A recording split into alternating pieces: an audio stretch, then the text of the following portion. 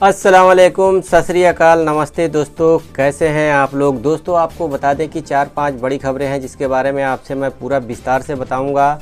और दोस्तों उससे पहले मैं आपको बता दूं कि 2 दिन से वीडियो नहीं आया, वो अपने किसी निजी काम में फंसे हुए थे तो इसके लिए वीडियो नहीं आ पाई है। दोस्तों आपको पता होगा कि लॉकडाउन जो है हर राज्य में धीरे धीरे बढ़ता ही जा रहा है। दोस्तों ऐसे में आपको बता दें कि यूपी के बारे में आपको पता ही होगा कि कितनी तेज़ी से कोरोना फैल रहा था और कितनी ज़्यादा मुसीबतें लोगों को झेलनी पड़ रही थी। ऐसे में इलाहाबाद हाई कोर्ट ने कहा भी था कि लॉकडाउन लगा देना चाहिए 5 ज़िलों में। तो उस टाइम देखा होगा दोस्तों आपने कि योगी सरकार सुप्रीम कोर्ट जाके और स्टे ले आई और जो है लॉकडाउन नहीं लगा। लेकिन दोस्तों सबको पता था, जो समझदार हैं या थोड़े से कम समझदार हैं, उन सबको पता था कि 2 तारीख यानी कि चुनाव के गिनती के बाद से लॉकडाउन पे ज़रूर कोई ना कोई फ़ैसला लिया जाएगा। लॉकडाउन तो है लेकिन नाम जो है उसका बदल दिया गया है पूरी तरह से। हालांकि दोस्तों ये कदम जो है पहले ही उठा लेना चाहिए सरकारों को, तो इससे मामला जो है बहुत ही कम होता। लेकिन अब तो पूरी तरह से मामला आपको पता ही होगा कि कैसे कैसे क्या मामले निकल रहे हैं। ऐसे में यूपी और पूरे भारत में आपको पता ही होगा कितनी तेज़ी से मामले जो है बढ़ रहे हैं। तो पिछले 24 घंटे में दोस्तों आपको बता दें कि 3,82,000 नए मामले निकल के सामने आ रहे हैं। और वहीं पे आपको बता दें दोस्तों कि जो अपना यूपी है वहाँ पे पिछले 24 घंटों में 25,000 से ज़्यादा नए मामले निकल के सामने आ रहे हैं। तो दोस्तों कहने का मतलब ये है कि 3 तारीख के बाद यानी गिनती के बाद से जो काम हो रहा है वो पहले हो जाना चाहिए। ऐसे में आपने सुना होगा कि पहले यूपी में 3 दिन का लॉकडाउन हुआ यानी कि शनिवार, संडे, मंडे। अब जो है अभी 2 दिन पहले योगी सरकार ने उसको 2 दिन और 3 दिन बढ़ा दिया था। अभी जो है खबर ये निकल के आ रही है कि इसको सोमवार तक सीधे बढ़ा दिया गया है और ये बढ़ता ही रहेगा जब तक मामला कम ना हो। इसके बारे में तो हम बहुत पहले से ही कह रहे थे कि लॉकडाउन लगा देना चाहिए, इससे जो है कम से कम चैन तो टूटेगी। वहीं दोस्तों आपको बता दें कि पंचायत जो चुनाव हुआ है उसमें बीजेपी को बहुत ही बड़ा झटका लगा है और जो बीजेपी का गढ़ माना जाता है उस गढ़ में भी बीजेपी जो है बहुत ही ज़्यादा पिछड़ती हुई नज़र आ रही है। दोस्तों आपको बता दें कि गोरखपुर में जहां आपको पता होगा योगी आदित्यनाथ जी पिछले 3 बार से जीतते हुए चले आ रहे हैं, फ़िलहाल तो रवि किशन जी हैं, वहाँ पे बिल्कुल गढ़ माना जाता है बीजेपी का। वहाँ पे 68 में से 20 सीटों पे काबिज हो पाई है, जो कि जिला पंचायत चुनाव हुआ है। दोस्तों आपको मैं बता दूं कि ये जो जिला पंचायत चुनाव होता है इसको सेमीफाइनल माना जाता है। आपने देखा ही होगा कि यूपी में अगले साल चुनाव होने वाला है, तो इन चुनावों को लेकर के बहुत ही लोगों को अंदर आस होती है और ये बिल्कुल ही सेमीफाइनल की तरह से देखा जाता है। अगले साल यानी कि फाइनल होगा। और दोस्तों आपको बता दें कि कमोबेश देवरिया ज़िले में भी यही हाल है भाजपा का। देवरिया ज़िले में आपको बता दें कि 56 सीटों में से 6 सीटों पे रह गई है बीजेपी। तो दोस्तों कहने का मतलब ये है कि अगर जो आप सत्ता में हैं तो आपको सही से काम करना पड़ेगा और ऐसे काम करना पड़ेगा जिससे कि पब्लिक का काम हो और उन्हें तकलीफ़ ना उठाना पड़े। दोस्तों आपने गौर किया होगा कि सिलेंडर और जो ज़रूरी दवाइयाँ हैं उनके लिए कितने लोग दुखी हैं, आज भी दुखी हैं। और आपको पता होगा कि ऑक्सीजन की वजह से, और हालांकि योगी आदित्यनाथ जी कई बार कह चुके कि किसी चीज़ की कमी नहीं है, लेकिन ज़मीनी हकीकत कुछ और ही है। दोस्तों आपको बता दें कि कुशीनगर ज़िले से एक मामला बड़ा दुख वाला निकल के आ रहा है। दोस्तों ऐसे हालातों में भी ऐसी खबरें भी आ जाती हैं। कुशीनगर से जो खबर निकल के आ रही है कि अपनी हवस की खातिर भांजा जो है अपनी मामी के साथ मिल के को ही निपटा दिया। तो दोस्तों निपटाने का मतलब ये है दोस्तों कि ख़त्म ही कर दिया और उसके बाद से इन दोनों को पुलिस ने हिरासत में ले लिया है। तो दोस्तों सोचने वाली बात है कि ऐसे माहौल में भी ऐसे लोग बाज नहीं आते हैं।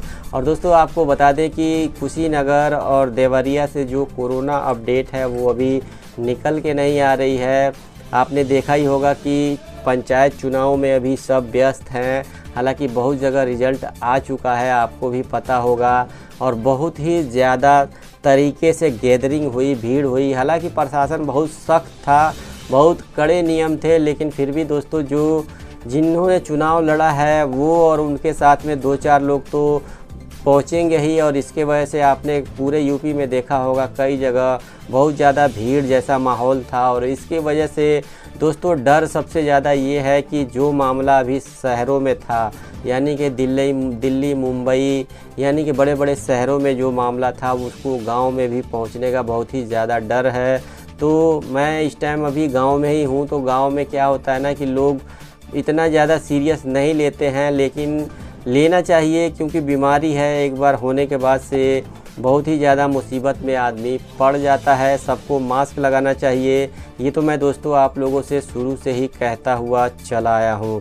दोस्तों जैसा कि आप लोग को पता है कि कोरोना का मामला चल रहा है, ऐसे में काफ़ी लोग मेरे से इस बात का जिक्र करते हैं कि सर कुशीनगर इंटरनेशनल एयरपोर्ट के बारे में कुछ बताइए, कोई अपडेट हो तो। दोस्तों इस टाइम तो ये बिल्कुल ही ठंडे बस्ते में है, और आपको मैं बता दूं कि ठंडे बस्ते में है तो ही ठीक है, क्योंकि जब यहाँ पे भी अगर जो कुशीनगर इंटरनेशनल एयरपोर्ट अभी इस दौरान चालू होता है तो गैदरिंग वहाँ पे भी होगी, और उसी को लेके तो अभी नुकसान है। जब तक कोरोना का मामला ठीक नहीं हो जाता है, डाउन नहीं हो जाता है, केस कम नहीं आने शुरू हो जाते हैं, तब तक तो अभी कुशीनगर इंटरनेशनल एयरपोर्ट के बारे में कुछ भी नहीं कहा जा सकता। हालांकि इस साल में पक्का है कि चालू हो जाएगा। पिछले दिनों मैंने आप लोगों को खबर भी दी थी कि 26 मई को हो सकता है, लेकिन जो है वो फाइनल नहीं था, आपको भी पता होगा।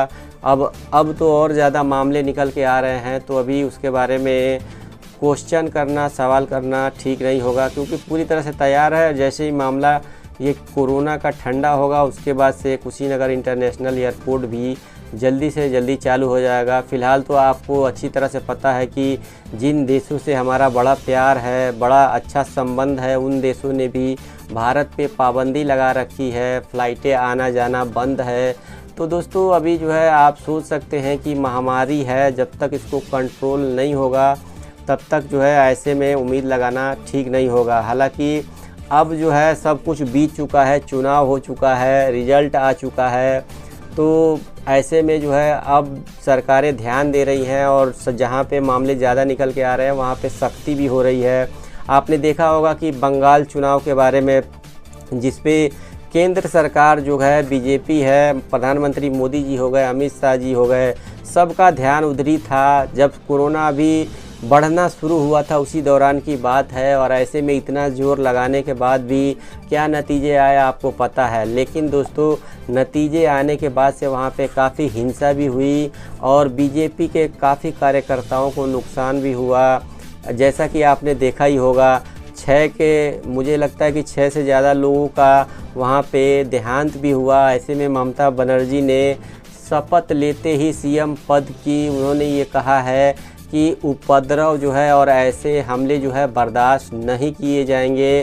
तो दोस्तों कहने का मतलब ये है कि कोई भी हो, अगर जो इतने वरिष्ठ पद पे है तो उसको पहले ही एक बार चेतावनी दे देनी चाहिए, क्योंकि ऐसे ओहदों पे बैठे लोगों की बातें लोग सुनते हैं, लेकिन कहते हैं ना राजनीति तो राजनीति होती है, बयानबाजी आएगी, बयान आएगा, लेकिन लेट आएगा, जो कि सब काम गलत हो जाने के बाद से आएगा। तो उसका क्या फ़ायदा बनता है। अगर जो यही जब पहले आपको नज़र आता है कि हाँ यहाँ हिंसा होने की खतरा है और हिंसा हुआ है, तो उसी टाइम एक बयान जारी कर दीजिए कि कोई भी ऐसा ना करे, तो समर्थक थोड़े से डाउन हो जाते हैं। लेकिन दोस्तों इतना ज़्यादा गड़बड़ होने के बाद से चलिए देर आए दुरुस्त आए।